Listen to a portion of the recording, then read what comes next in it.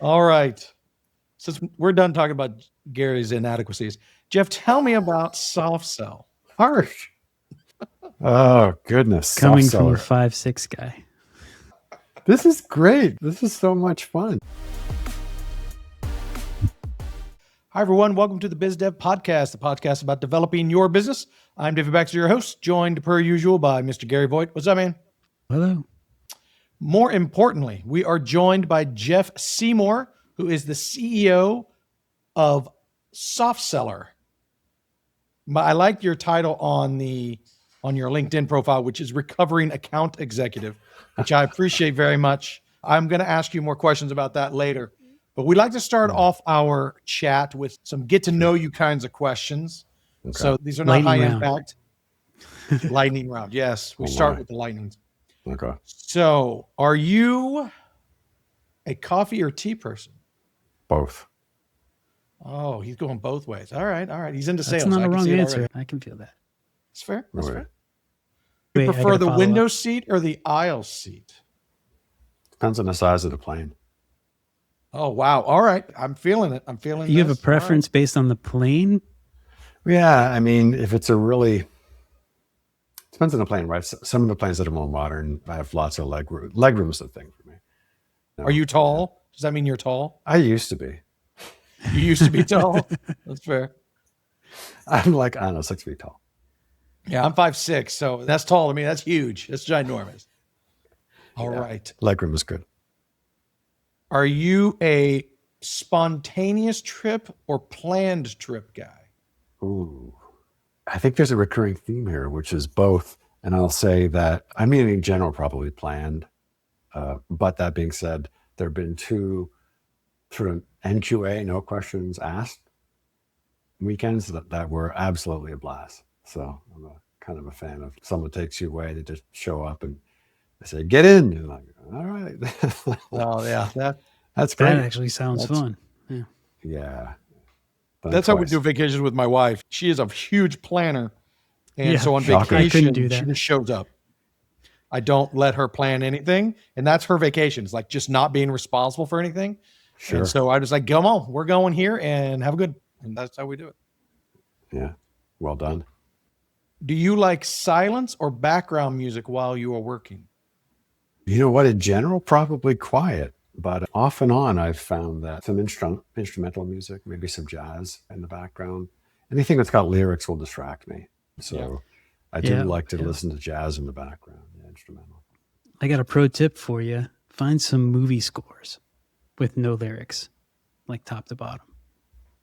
You can find playlists of movie scores and stuff like that. Like Interstellar, things like that. That's really it was someone. working.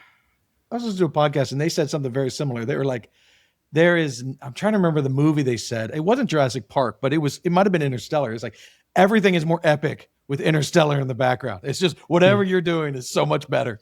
So soft seller, probably the thing to start with is, why does it exist? I'm like, yeah, why does it exist? And what's that saying? Necessity is the mother of invention. Is that it? Yeah. Yeah. So for most of the last 6 or 7 years, I've been an enterprise software account exec, and I've worked at two companies. One was owned by a PE firm. One was funded by VCs. And what they had in common was the companies, basically where it comes down, it's both enterprise software, but both of them I could say they were mid-sized companies. Now, mid-size is not a terribly helpful label or name, but really what it boils down to is, okay, if you're selling enterprise software, is the company, is it a household name? Oracle, SAP, Microsoft, et cetera. And there's a dozen, maybe 2 dozen companies that are like, yeah, everyone knows who that is, right? And it matters because all of the outreach and telling the world that your company exists and that it's better than average and all these sorts of things. And whatever the form of outreach is, it's going to get lost. It's not going to get through. And it's in the odd 1 in a million chance that the cold call or the cold email or the whatever gets through to an actual human in middle or upper management. They're going to be like, who, what? Never heard of you. There's 1,000 software companies chasing me. Go away, right? This is the problem. And that's the problem that I had. because most of as you guys, if much about enterprise software, it's like there's land and expand, right? So the hunter had to land, and then maybe the same person's going to farm and expand. But it's exceptionally difficult, and has only become more difficult over the last 5 or 10 years as more marketing automation shows up and makes it easier to blast out 1,000 emails a day or fake a conversation or with AI, right? All of it has become just that much more difficult to get through. So I had that problem in spades. I solved it when I worked at the last company that I worked for. I solved it programmatically. And I thought, and in a previous life, I've been a software engineer and a product manager and a whole bunch of other things. And I thought, let's build this. Let's productize it. That's it. That's the story. That's why it exists, is because I had that problem. I figured there's probably a few thousand or a few tens of thousands of other account execs that have this problem. And this needed to be done, needed to be built. So practically speaking, what does SoftSeller do? If I sign up for it, what is it doing for me? If you work for a company that's an enterprise software company, and so that means, what does that mean? That means it's a software company and the deals are big, like $100,000 plus, right? And the distinction is there because what it means is there's a bunch of people on the buying side that need to be corralled, need to be convinced, right? And it's a long process, right? It can be complicated or complex. So that's enterprise software sales. What the platform does is it places account execs, salespeople, into private collaboration groups that sell to the same end customer company. So for example, maybe there's these account execs, they work at different companies, okay? So maybe it's the three of us and we're all trying to get into Home Depot. And so the platform places us into a private collaboration group on our platform. We get on a call, it looks like this. You see the smiley faces, there's a notes section, and we start building things together. Like we build the org chart, we build the tech stack. And really what matters is like you can get bits of that here and there, and most of the time it's inaccurate. It's sufficiently inaccurate that you can't trust it. If you can't trust it, it's just useless, okay? And the reason why things get inaccurate is because there's no motivation for the person that put it into whatever application you're using to keep it up to date. Nobody's more motivated for stuff to be up to date than an account exec who's working an account, okay? And so we put account execs into collaboration groups on our platform. We build relationships that transcend there's a difference, right? Between, hey, David, can you get me into Home Depot this week? And you're going to be like, because you've got a relationship there, right? You're going to do some due diligence about, okay, hang on, I got to get to know this Jeff guy because I'm going to trust him as a guy, as a man, as a person, right? As a fellow sales rep. And the second hurdle is, Jeff, the thing that you're selling, it better be like distinctly average to above average, like pretty good. And I need to be able to demonstrate and articulate that to you. Otherwise, why are you just stick your neck out and take career risk, right? You're not. Mm-hmm. And these deals, again, they're big. So there's time to grow a relationship. David and I are salespeople, and we work for software companies, and we have an alliances organization because someone figured out, boy, it sure is great when someone gives you a warm introduction. We have alliance partners to do that. Yay. In theory, fantastic. In practice, what happens is the two of us get together and the two alliances people, we get on a call. And very quickly, David figures out there's a party that we're both at. And David brought the beer and the chips and the dip and all the things. And I show up with empty pockets, and that gets figured out in about 30 seconds. Okay. So it's very transactional. And if there's no immediate and obvious way for David to be made whole, then he just drops the mic and leaves. And it's useless. It's a bilateral arrangement. So I lived through that, and I've seen it time and time again. So this platform that we built, it isn't bilateral, it's multilateral. So we can have up to a dozen sales reps that are all selling to, say, Home Depot, trying to get in. And we necessarily do this meticulously. So the first 2 to 3 people that are in the collaboration group are plugged in there. They know stuff, they know people, they've had the account for a while. Great, right? Now we've got a critical mass of a lot of knowledge, a lot of intelligence. At that point, brilliant. We can sprinkle in some hunters in the top that hunters don't know anything, despite all the expensive apps that our company pays for. That stuff is usually outdated and inaccurate and wrong. So we're flying blind. Now you put account hunters into that mix, they're going to be massively grateful. Okay. So the payback is, this is enterprise software. That means sometimes the deals are complex. What does that mean? That means all the salespeople that are in these, they tend to be subject matter experts. at this because you have to be, right? If you're going to sell this complex thing to healthcare or financial or banks or insurance or whatever, you need to come across as credible and you got to know what you're talking about.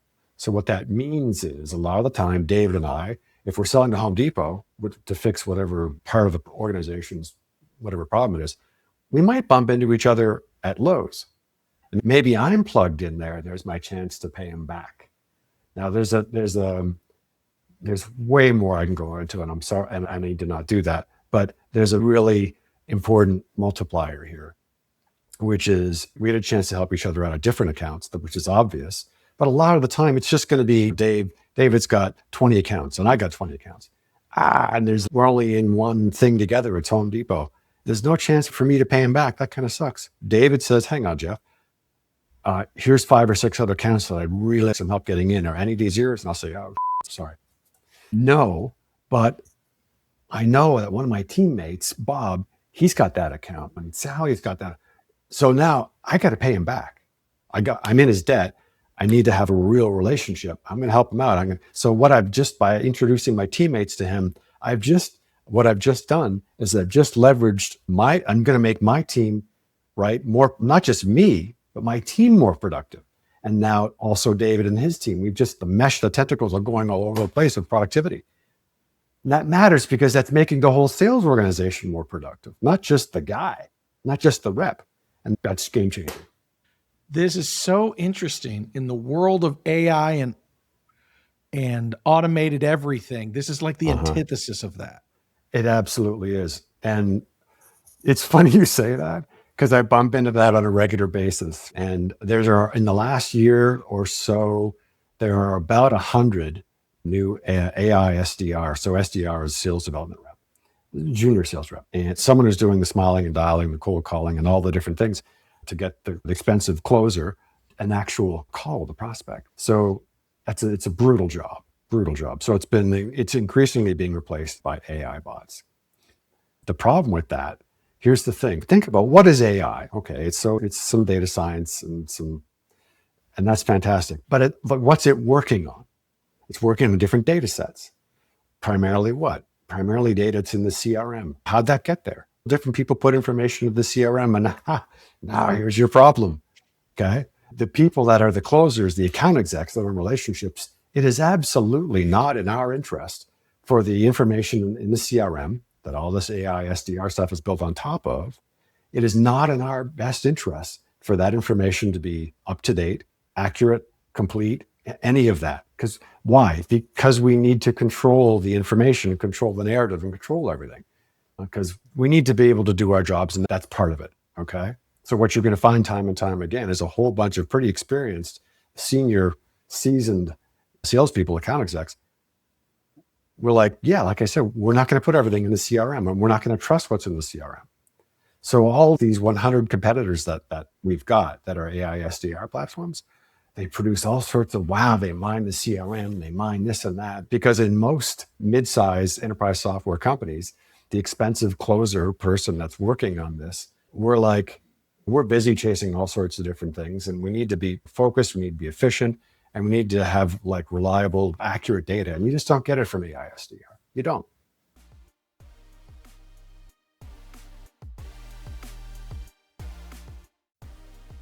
Big Pixel builds world-class custom software and amazing apps.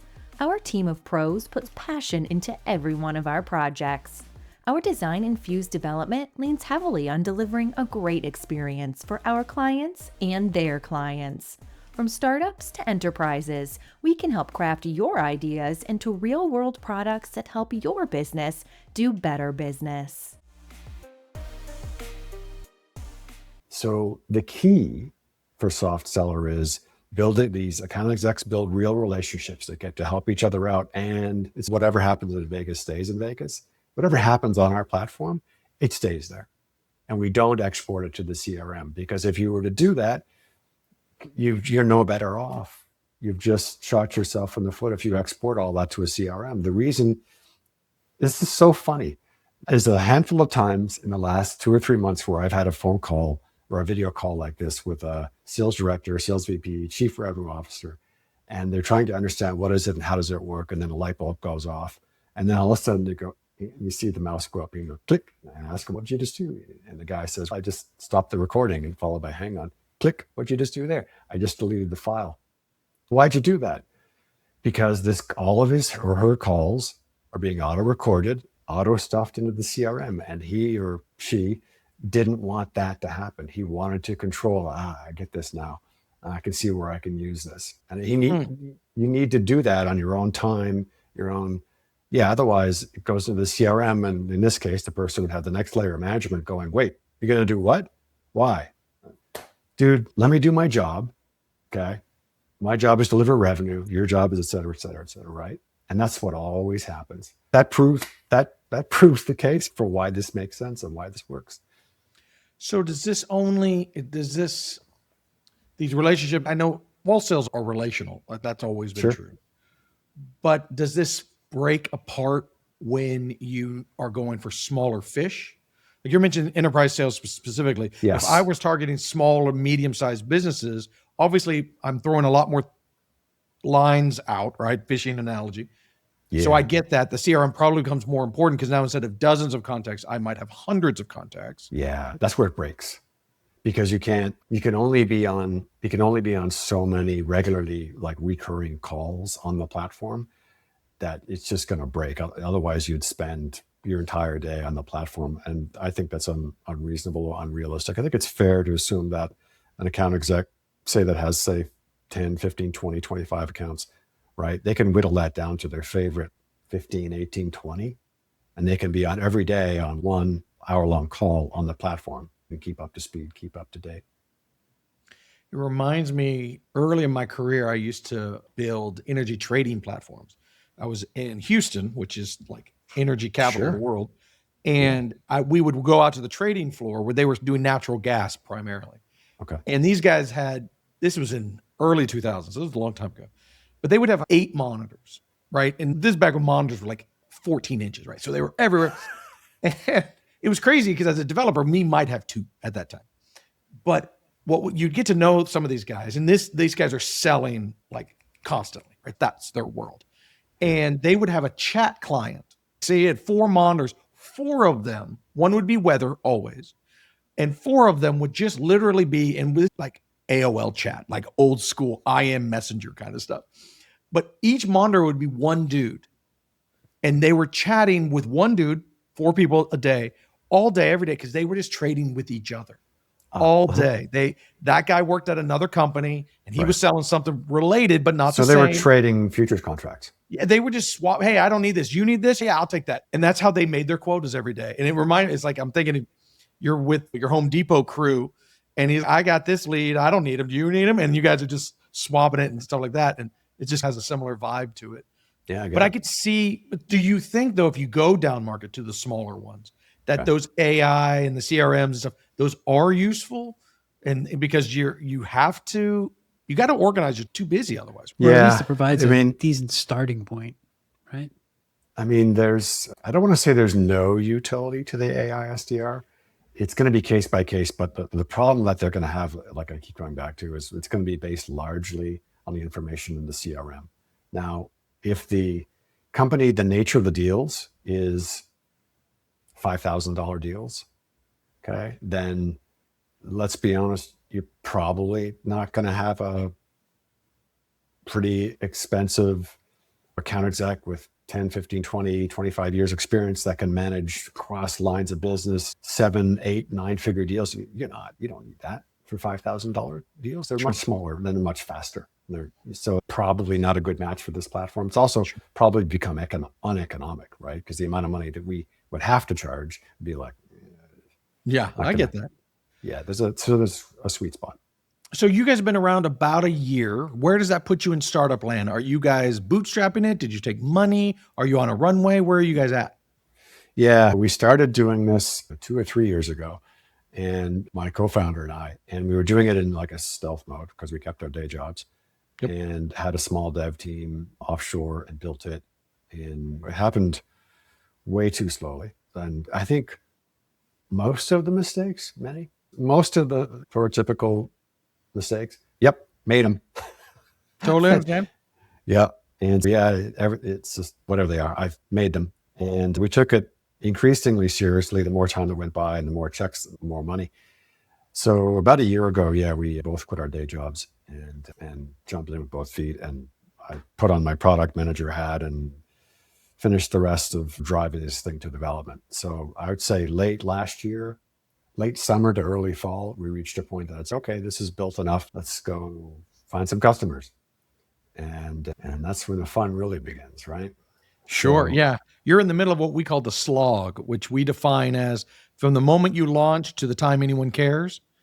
And so that can be weeks to years, depending on who you are. So how is your slog going?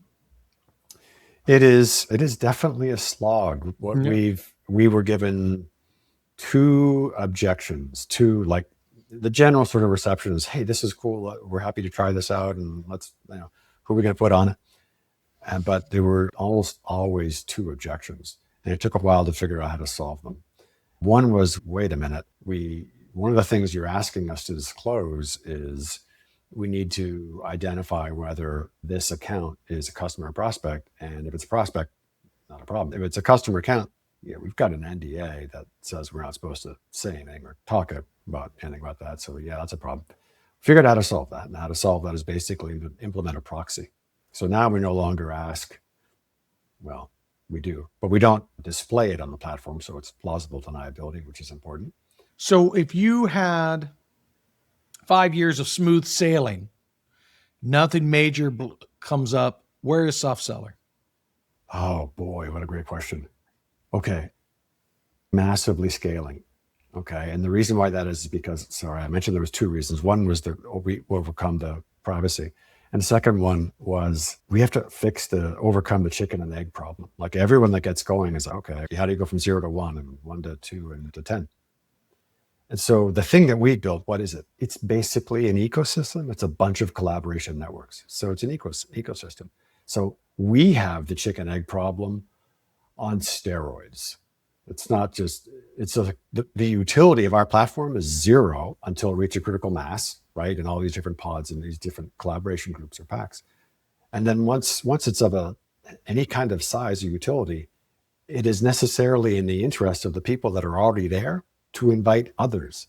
And thus the utility grows and then it grows and feeds on itself, right? So there's alignment of interest.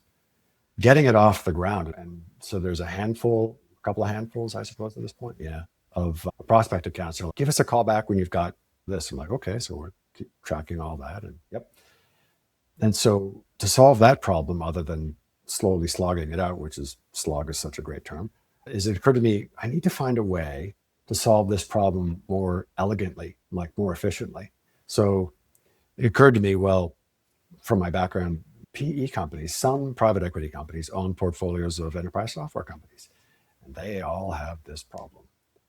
So if I could approach some of these PE firms, which is what I've been doing recently, okay, why don't we I'll explain to them the geometric network effect of, okay, you've got 20, 30 enterprise software companies, right? And they're all trying to just show them the graphs, show them the data, show them how it works. And it's like, the utility is massive.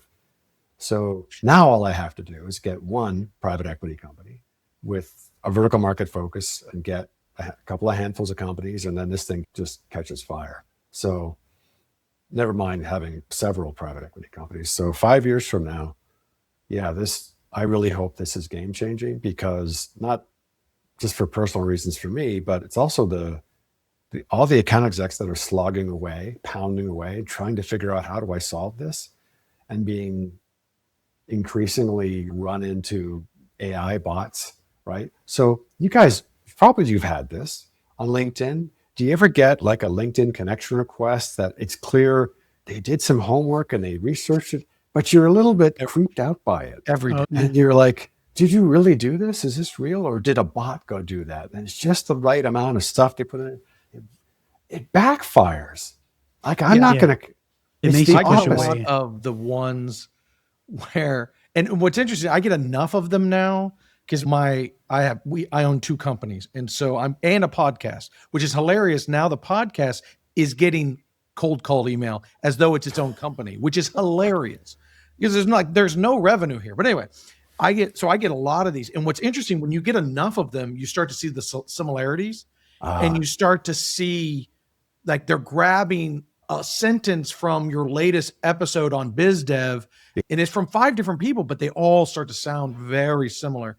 Mhm. And you're like, at first I was impressed. It was like, wow, someone listened to my podcast. Look at me. Yay. Yeah, they don't care. No, they don't. And so what that is from a sales perspective, it's a first impression, right? And the first impression, if it's inauthentic, oh boy, does that feel fast. Yeah. So It is a that's bit where we ironic are. that when AI is built to try to help in as many, I guess you could say, tech industries as possible, but in the sales, I guess you could call it an industry or the field of sales, the more personal it is, it seems like the better it is, where AI actually hurts that relationship building because it does come off as creepy, like you said, unless it's just like does. data analysis and stuff like that. But the actual reaching out Sweet. to people it's a bit jarring. Well, I could see it being useful in a scenario where, like you were saying before, I am pitching a company like my little company, Tila. No one has a clue who that is. And if I'm just doing this as almost as an awareness situation where it's just spray and pray, you don't know who I am. I'm not trying to build some relationship. I'm just trying to let you know this exists. And maybe if you click on my website, maybe that would work in mass. Right. I could see that theoretically working there. But once you get to the point where I need to know who you are, Yeah. AI is done. So Yeah, I think that speaks to the difference also between marketing and sales. Like That's fair. marketing is That's the fair. letting people know, but then the actual closing of the Sure. deal is the sales. well done. You've actually, I wish we had 2 or 3 Every now and hours. then, I'll There's say so much to something talk smart.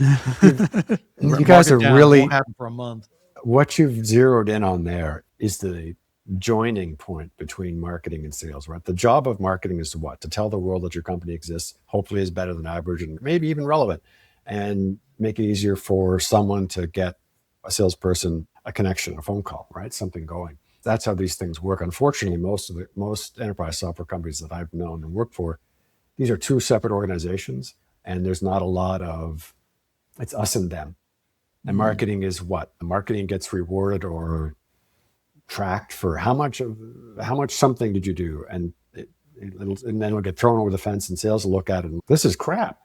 And so it's really unfortunate that a lot of organizations are designed or built that way. But you mentioned, David, a really good point, which is, okay, maybe AI makes a lot of sense for the analysis, yes. And maybe it can also be spooled up for automation of all that outreach to tell the world that we exist. Yeah. And that's how it's been used. And that is a big problem, because if something can be automated, then the cost for whatever goes down, and that's great. Everyone's done that. Sure. Everyone has done that. So Everyone's LinkedIn boxes are full. Yeah. Yeah, I think I had 5 just today. it's just so broken. The whole thing is just broken. I don't know how you cut through all of that. And it's also more and more expensive to get software that'll do it effectively. It's a bit of an arms race. Sure. Right. And so the CAC, customer acquisition cost, is going up, like, for most companies, faster than the revenue is. So boo. Vicious cycle. Jeff, since you've just started, you said over the last couple of years, and then you've also had a long history with sales and working with enterprise companies. What would your perspective be with giving 3 pieces of advice to a new entrepreneur starting their own company? So your producer or your helper, one of your helpers earlier sent me this, and I thought, thank goodness she sent me this, because this is such a That's our powerful- marketing director, Christy. She's fantastic. And so I replied back, this is a great question. I started writing down a whole bunch of answers and a bunch more questions. I'll talk fast because we're probably going to run out of time, but boy, oh boy, I have a lot. Let's see. Things that like an entrepreneur should know and ask and get comfortable with. 1, how exactly are you going to get your first 10 customers? How exactly are you going to do that? Oh, okay, we're going to do that. How exactly? Because going 0 to 1, brutal, right? Going from 1 to 2, less brutal, and it gets easier, but you have to think about that and test it and be ready for it. Unrelated question is, how are you going to overcome the chicken and egg problem? I have that. I have it, as I say, on steroids. And I think I figured out a way, which is, okay, this is an ecosystem. How do I, rather than go hunting for one company, how about I go hunting for like an instant ecosystem of 100, like a big PE firm? How can you solve whatever your problem is? And this is another really important one. Know how or why your product or service is better than your competitors, and know this on a persona basis for all of the stakeholders. Everyone that has a say, what's their angle? What's their fear? Everything comes down to a person, and where are they in the organization, and what do they need to hear and see, and what do they really want to make sure it isn't, what is it not? Okay, you have to understand that really well, because buying decisions are made by people. They're made by committees, and committees are made up of people, and people have their own agendas. It's usually to get to the next layer, right? Yeah. So in enterprise sales, very true. There's a whole bunch of people that had to be involved in the decision, and depending on the size or the organization, the customer organization you're talking about, the buyer had to do battle for months and months, if not years, against the phalanx of other directors and VPs that also need or want their problem solved. And that person is going to, they're going to stick their neck out and say, yeah, this is the company that we're going to go with. So they need to be able to reach out and just hold the salesperson and say, this is going to work. Anyway, God, there's so many more questions that I've got here, but maybe we'll save that for another extended interview. But for now, Jeff, if anybody wants to learn more about you or about Soft Seller, where's the best place to find you? Definitely, I'm not that interesting, and I hope Soft Seller is interesting. So I hope people go there. It's the Soft Seller, SoftSellr.com. We'll make sure the link gets into the show notes. Yay! Thank you. This has been fun. I'm glad you have had a good time. I was just about to say the same thing. Thank you so much for joining us. Yeah, it's been a lot of fun. You guys have a great banter. You work really well together, so it's pretty cool. Yeah, like David said, we've known each other for over 20 years, and it's not like keeps getting uglier and uglier. Yeah, and you keep getting taller. So there it is. With that long hair of yours. That's all he's got. A double whammy. On that fabulous note, we are going to sign off. Thank you guys very much. Not Gary. No, I don't thank you. Thank you, Jeff, for joining. And we will be back next week. Have a good one, everybody. That wraps up this episode of the BizDev Podcast. And this time you get me, Jen Baxter, co-owner of Big Pixel and David's wife. Yep, I finally took the mic, or wrestled it, away from David. BizDev is a production of Big Pixel, a US-based provider of UX design, strategy, and custom software. This podcast is edited by audio whiz Matt McCracken and Christy Pronto, marketing guru for Big Pixel. Want to connect? Shoot us an email at hello@thebigpixel.net or find us on Instagram, Facebook, YouTube, X, and LinkedIn.